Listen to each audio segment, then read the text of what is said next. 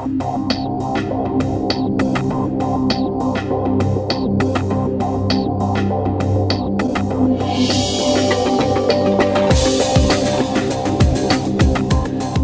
všechny na carpfishing.cz.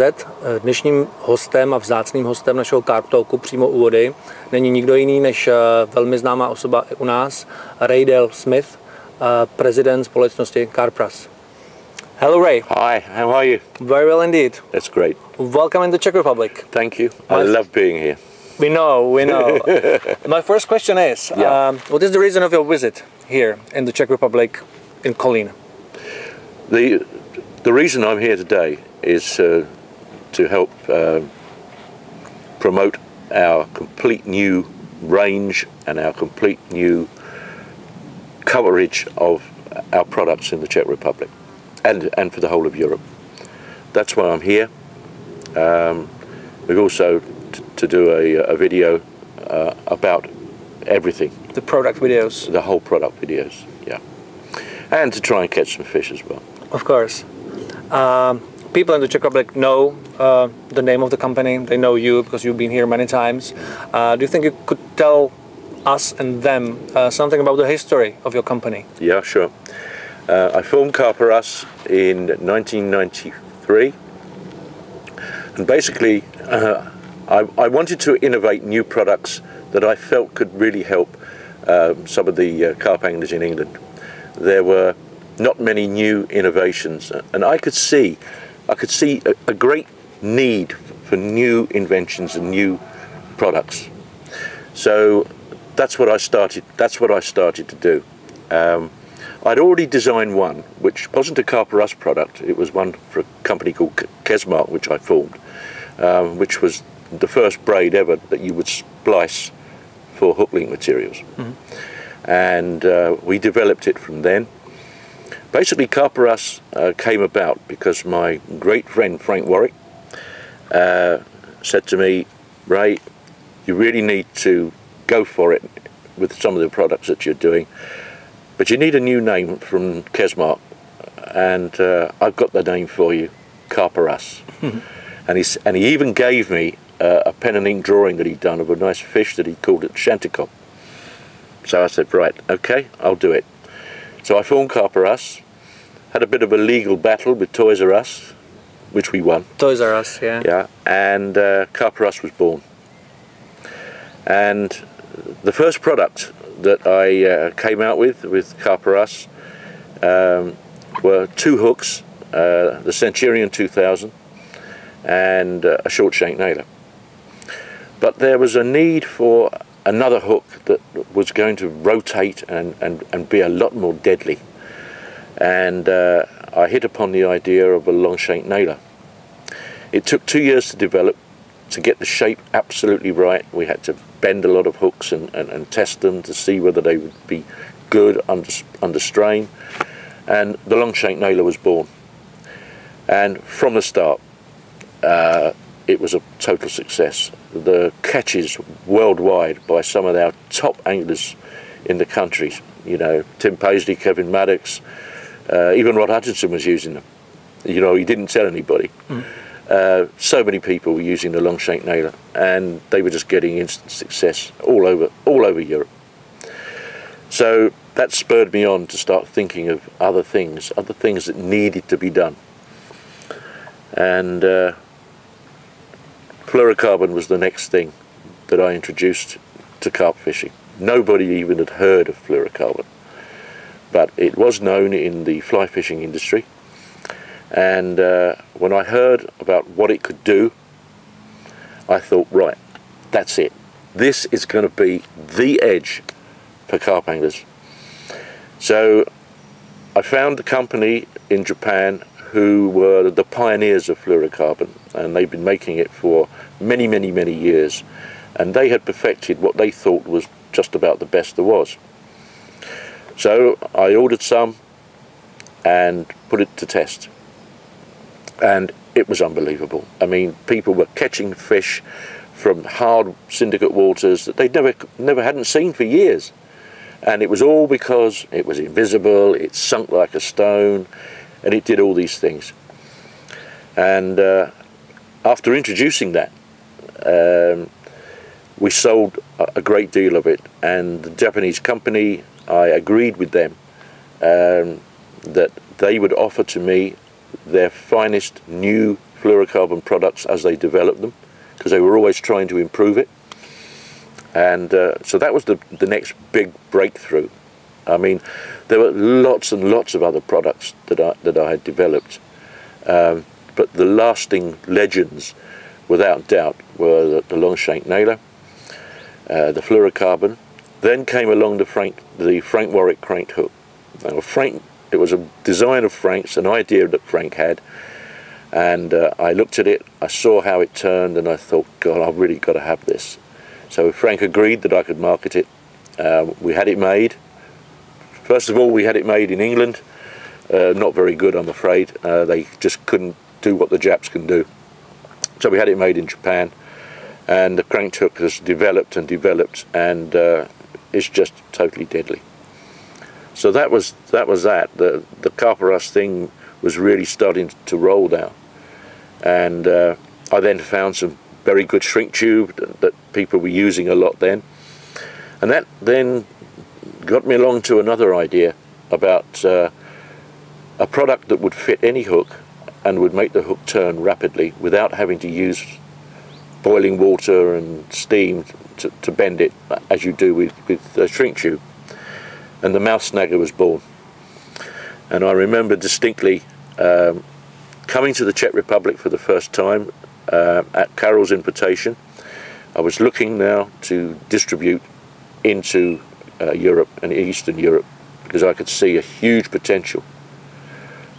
Mainly because I think the catch and release thing was becoming a major thing in the Czech Republic, and they weren't killing the carp anymore. So these carp were getting a little bit more wise, and when they're being put back and caught again, they think and remember. So you are on. Run, Ray. Ray, run. It's your one. So Ray, we just heard a lot about the history of Carp R Us. We heard about the products you have developed. If you could pick up just one product, original product of Carp R Us that you are really proud of, what could it be?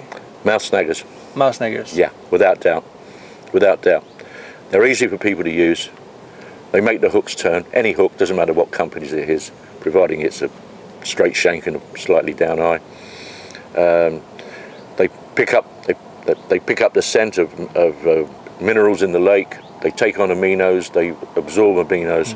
They can be used over and over again, and they're natural. They look like natural food that carp eat, and I just think that the mouth snagger has been the biggest development in the improvement of catch rates for people ever.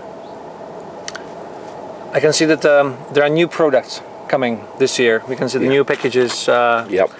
There's new technology. So could you tell us something about the new Carp R Us range? Yeah, the new Carp R Us range, the major part of the new Carp R Us range is our ATS range, Advanced Tempered Strength Technology. These hooks are made in Japan by Japanese technologists, and basically they've been designed to be the strongest and the sharpest hooks on the market. It's taken over 2 years of development with my team, and we've now come up with 5 positive styles of hook which are right for virtually any form of fishing on the continent. They're continental strength, and some of them you could use for the deepest of snag fishing and never have to worry about them breaking. When I look at them for the first time, it looks like Teflon hooks, Teflon coated, but it's not Teflon. It's a new, completely new technology called ATS. I'd never ever use Teflon, because the technology to apply it is one where the hook has to be reheated again, then they apply the Teflon, then they've got to cool the hook, and very often if they don't cool it correctly, then basically the hook can be too brittle or it can be too soft, so it could snap, it could open, and the points never seem to stay sharp enough. So Teflon's not for me, but this is a new anti-glare product. The hook doesn't have to be reheated to apply it. and it's virtually corrosion resistant, unlike some black nickel chromed hooks. And I'm really proud of this range. I mean, I can't tell you how proud I am. And our guys have been using them and putting them through their paces, and you can use 5 or 6 fish, and they're still sharp. Yeah.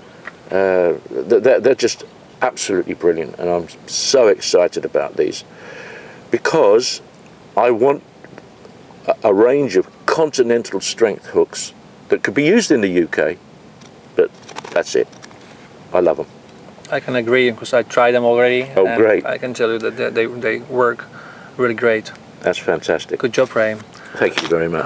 My next question is, you've been in this carp fishing business for a long time. Yeah.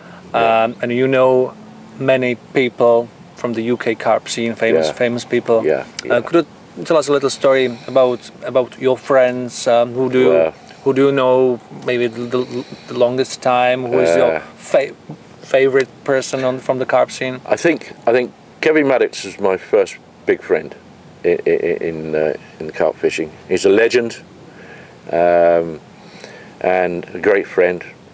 Very quickly followed by Frank Warwick, who has been so supportive of me in everything that I've done. And Frank and I now are really great friends, really great friends. Tim Paisley, Rod Hutchinson, all good friends of mine, and we've had some great times together. Danny Fairbrass I know well, but Danny's not a friend like Kevin and the others, but he's okay. He's okay. There will probably be a lot of other people that I've forgotten and I shouldn't have forgotten. And my old mate at Christ and Dave Chilton. We were big rivals for a little while, but we tolerate each other now, and I've known Dave for a long, long time. And quite a few people in the continental Europe. Philip Lagarde, was a great pal in France. Some of the guys in Italy. There were a few boys in Italy that were great friends, but they're the big names that most people know of or have heard of, and well, we're just great mates when we get together. You mentioned Danny Fairbrass of Corda Developments. Yeah. Do you feel any kind of rivalry between Carp R Us and Corda Developments? Not at all. I take my hat off to Danny for what he's done. I think he's done a great job. We're not really rivals because I'm doing things now which are developed for the continental market, and he isn't really. He's still very, very UK based. Okay, spoken about the hooks, and you told us a very interesting thing about UK syndicate waters, that we are fishing UK syndicate waters. On some of them at the moment are the barbed hooks banned, barbless hooks banned, and people are pushed to use barbed hooks. Yeah. Which is completely different from the fishing in the Czech Republic, because when you go to a private lake, you have to use barbless hooks, just a rule. So what is the reason of this? Well, basically, barbless hooks were originally designed to make it easy for people to get the hook out, stop mouth damage. But unfortunately, what they didn't realise is that because that hook couldn't stay in position, it moved around so much in the mouth that it made big holes and caused more mouth damage. Now, a lot of big syndicate waters suddenly realised this, and in fact one of the big ones, CMEX, banned barbless hooks. Personally, I wouldn't sell a barbless hook unless I had to. Commercially, I've had to do it, but I don't like them, and there isn't a barbless hook in my box. So in the new range, will you be making barbless hooks also, or no? Or not at all? No. These are designed to. They don't cause mouth damage because they don't move around in the mouth, and they're strong. Not so likely to lose fish on them, unless you're not a good angler. But no, I will never ever produce barbless hooks for continental anglers. It's not my. I just don't believe in them. I could see a bit of practice when I came here wind fishing on a small syndicate water here in the Czech Republic. Yeah. What was the result of the morning today? Well, the result this morning was a 11 kilo long common, about a metre long. Fought well, beautiful fish. That was the highlight of my day. Lost a couple of small ones. That might have been bad angling actually, but and I was here because we're doing a video shoot, and it was a bonus to be able to land one on video for everybody to see that I actually catch fish as well, not just sit behind a desk. Do you go fishing in the UK? Yes, I do. I've got a lovely syndicate water in near Cambridge. Very private. A lot of fish in there that nobody even knows about. They haven't caught any of them all yet. Nothing bigger than that so far than 46, but we think there are bigger in there. It's a lovely place for me to hide. No phone calls, no nothing for 2 days, and I have to do it. I have to try to keep my hand in, but you know, I can't fish as much as I used to because I'm just so busy with the European travel. But I love it. I love it when I get there. My last question.